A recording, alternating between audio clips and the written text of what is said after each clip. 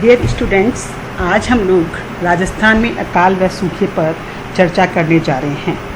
आप लोग सब जानते हैं कि राजस्थान में अकाल एवं सूखे की स्थितियाँ बहुत ही व्यापक है और उसमें निरंतरता भी बनी हुई है। यदि राजस्थान और अकाल और सूखा को एक दूसरे का पर्यायवाची कहा जाए तो भी कोई अतिशयोक्ति नहीं है। राजस्थान में सर्वदा अकाल की छाया मंडराती रहती है। राजस्थान में कभी फसल नष्ट होने से अनाज का अकाल है तो कभी पानी की कमी से पानी का अकाल होता है और कभी पशुओं के लिए चारे एवं घास का अकाल होता है। अगर ये तीनों ही स्थितियां हो, अनाज, पानी तथा घास की अत्यधिक कमी, तो इसे हम त्रिकाल की संज्ञा देते हैं। राजस्थान में अकाल एवं सूखा हमारी अर्थव्यवस्था की नियति बन गई है। 1951 से लेकर 2005 के पिछले 54 वर्षों में 46 वर्षों में अकाल एवं सूखे की स्थितियाँ कम या अधिक रूप में हमेशा राजस्थान में विद्यमान रही है।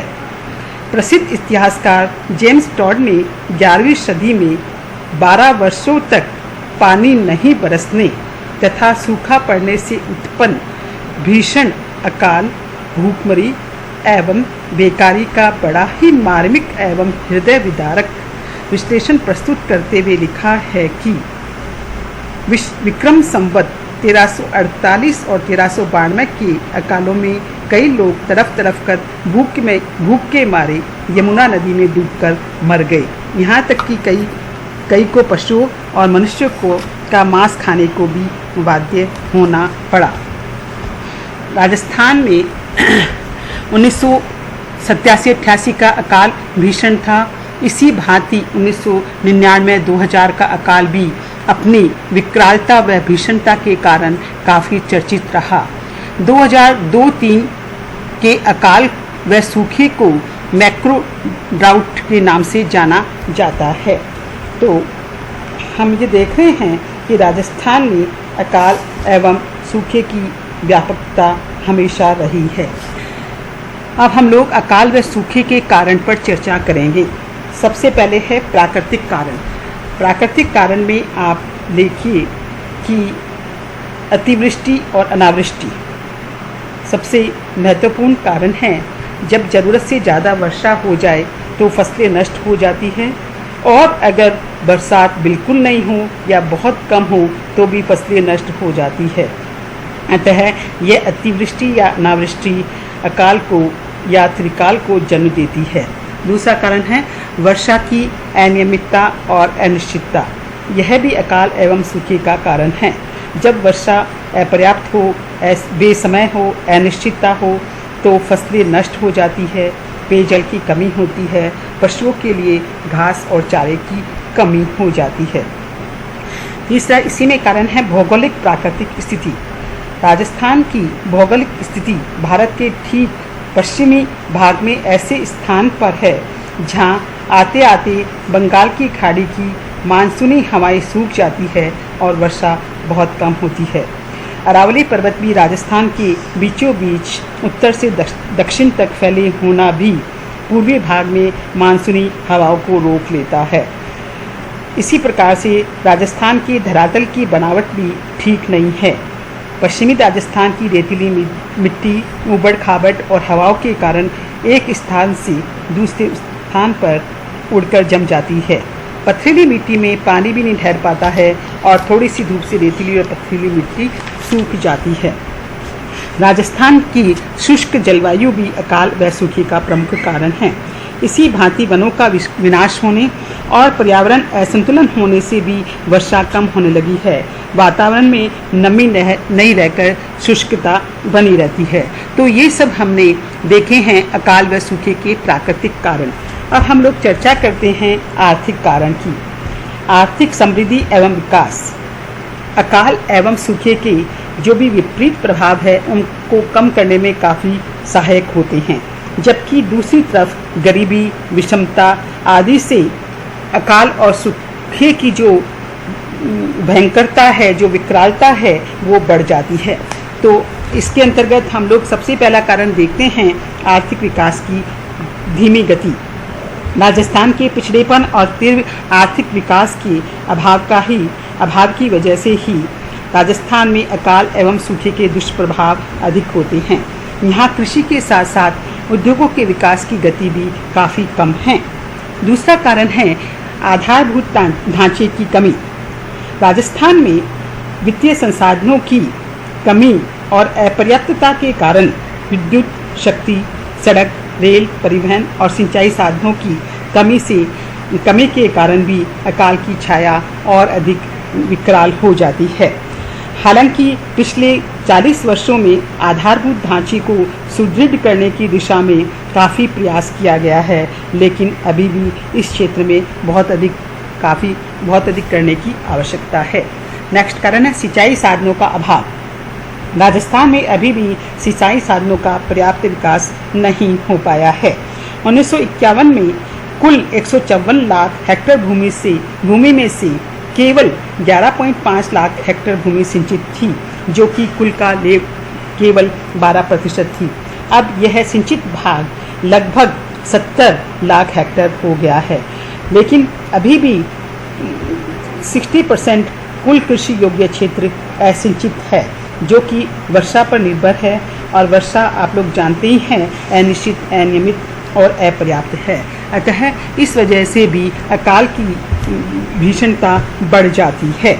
इसी भांति कुटीर एवं लघु उद्योगों का पतन के कारण भी अकाल एवं सूखे का प्रभाव और अधिक बढ़ जाता है।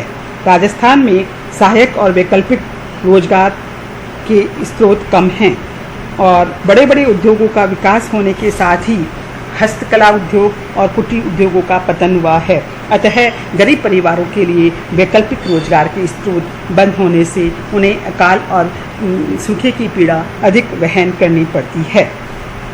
इसी प्रकार से राजस्थान में अभी भी गरीबी काफ़ी है और गरीबी अधिक होने से वह अकाल और सूखे से उत्पन्न समस्याओं का समाधान करने में असमर्थ हो जाते हैं। सामाजिक कारण के अंतर्गत हम लोग देखते हैं कि लोगों की सामाजिक पिछड़ापन होने की वजह से भी अकाल और सूखे की समस्या विकट हो गई है। लोग ईंधन हेतु वृक्षों की कटाई करते हैं। वृक्षों की कटाई होने से मिट्टी का कटाव हो जाता है और इसके साथ ही जल प्रबंधन व्यवस्था का भी अभाव है, जिसके कारण भी राज्य में अकाल व सूखे की छाया निरंतर बढ़ती जा रही है। इसी भांति समाज में कई प्रकार के दोषपूर्ण रीति रिवाज है, जिन पर भारी व्यय करने से हमारी आर्थिक स्थिति कमजोर होती जा रही है। बढ़ती जनसंख्या भी अकाल व सूखे के प्रभाव को बढ़ाने में सहायक हो रही है। अतः सामाजिक कारण की वजह से भी अकाल व सूखे की समस्या विकट होती जा रही है। नेक्स्ट है राजनीतिक कारण। राजस्थान में राजनीतिक परिस्थितियां भी अकाल व सूखे के लिए कुछ हद तक जिम्मेदार हैं। राजस्थान में शुरू से ही स्थायी जल नीति का अभाव रहा है और स्थायी जल नीति की वजह से पेयजल का संकट और सिंचाई के साधनों का अभाव राजस्थान हमेशा झेलता रहा है। इसी भांति सरकार ने अकाल एवं सूखे से निपटने के लिए किसी प्रकार की दीर्घकालीन नीति नहीं बनाई है। इसके कारण भी हम लोग अकाल व सूखे की ज्वलंत समस्या में अभी भी जकड़े हुए हैं। इसी भांति राजनीतिक भेदभाव की प्रवृत्ति भी अकाल एवं सूखे से प्रभावी ढंग से निपटने में बाधा पहुंचाती है। हर राजनेता समग्र रूप से ना सोचकर केवल अपने अपने क्षेत्र में इस स्थिति से निपटने का प्रयास करता है, जिसकी वजह से भी संपूर्ण राज्य के लिए एक समग्र और प्रभावी नीति का क्रियान्वयन नहीं हो पाता है। इसके साथ ही प्रशासनिक शिथिलताएं, भ्रष्टाचार और ईमानदारी का अभाव भी अकाल एवं सूखे की स्थिति को और अधिक गंभीर और भयावह बना रहा है। तो बच्चों, मैंने आप लोगों को अभी मुख्य रूप से बताए हैं अकाल एवं सूखे के कारण क्या हैं। प्राकृतिक कारण, आर्थिक कारण, सामाजिक कारण और राजनीतिक कारण, इन सब की चर्चा हमने की है। आप लोग सब जानते हैं अकाल एवं सूखे से अर्थव्यवस्था पर व्यापक और दीर्घकालीन प्रभाव पड़ते हैं। हमारी संपूर्ण अर्थव्यवस्था चरमरा जाती है। राज्य की जो भी कृषि आश्रित जनसंख्या है उनको वे रोजगार और आय से वंचित हो जाती है।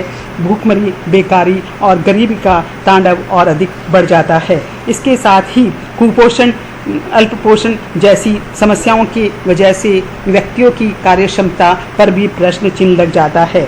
आर्थिक दरिद्रता और असमानता भी बढ़ती है।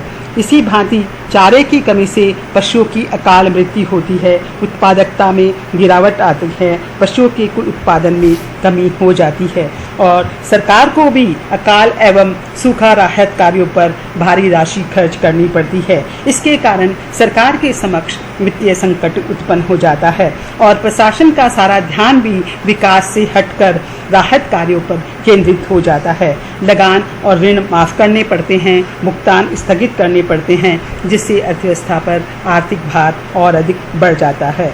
यही नहीं, अकाल व सूखे के कारण पेयजल की समस्या भी विकट हो जाती है। उद्योगों को भी कच्चा माल नहीं मिल पाता है। उद्योगों और व्यापार में भी गिरावट आती है। इस कारण से अकाल एवं सूखे के कारण हमारी संपूर्ण अर्थव्यवस्था छिन्न भिन्न हो जाती है। सर्वत्र अभाव, गरीबी का दृष्टिगोचर होता है। वस्तुओं के दाम बढ़ जाते हैं और गरीब व्यक्तियों की थाली में रोटियों की संख्या निरंतर कम होती जाती है। तो इस प्रकार से अकाल व सूखे के कारण संपूर्ण अर्थव्यवस्था छिन्न भिन्न हो जाती है, अस्त व्यस्त हो जाती है। तो आज हम लोगों ने देखा है अकाल व सूखे के क्या कारण हैं और इसका क्या प्रभाव अर्थव्यवस्था पे पड़ता है। हम नेक्स्ट क्लास में देखेंगे अकाल व सूखे के हेतु हमें कौन से अल्पकालीन और दीर्घकालीन प्रयास करने चाहिए। धन्यवाद।